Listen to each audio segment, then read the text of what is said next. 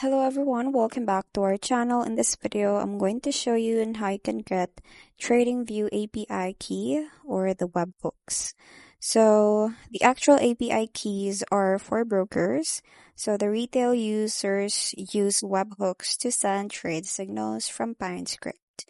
So you must have a paid TradingView subscription, which is the Pro or higher, to use webhooks. So the next is to create a new alert. So on the chart, you can click on the alert icon, which is a bell, or just right-click the chart and select Add Alert.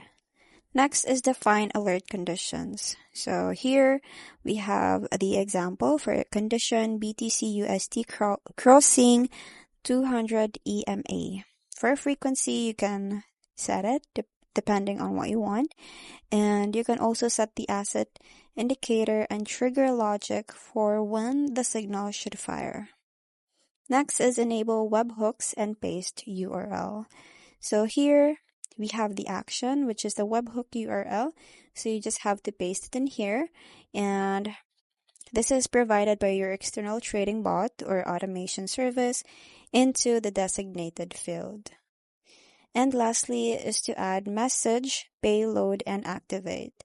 So enter the JSON or the JSON to text message your trading bot accepts in the message box.